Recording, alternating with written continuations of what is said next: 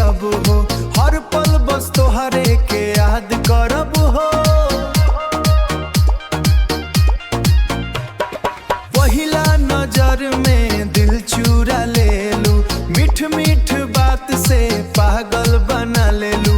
अब तू ही दूर जाके रोआवत बाड़ू, अब तू ही दूर जाके रोआवत बाड़ू।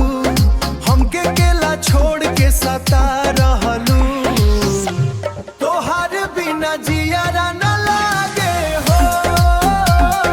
दिलवा के धड़कन टूटे लागे हो, लौटावा न तो मर जाइब हो। तोहारे बिना ना हम जी पाइब हो। रात भर तोहर सपना आवेला, अखिया से पानी जावेला।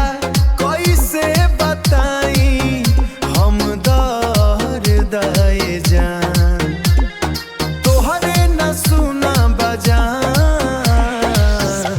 तोहर बिना जियारा न लागे हो, दिलवा के धड़कन टूटे लागे हो। लौटावा न तो मर जाइब हो, तोहरे बिना ना हम जी पाइब हो।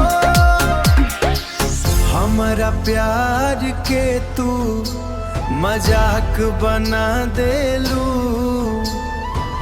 दिल के टुकड़ा टुकड़ा कर देलू।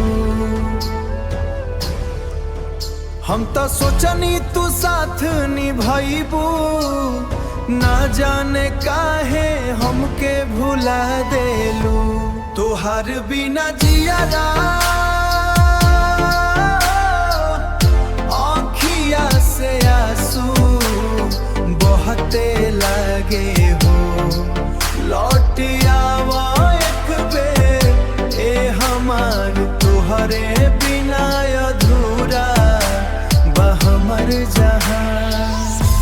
हम आजो तोहार इंतजार में बानी।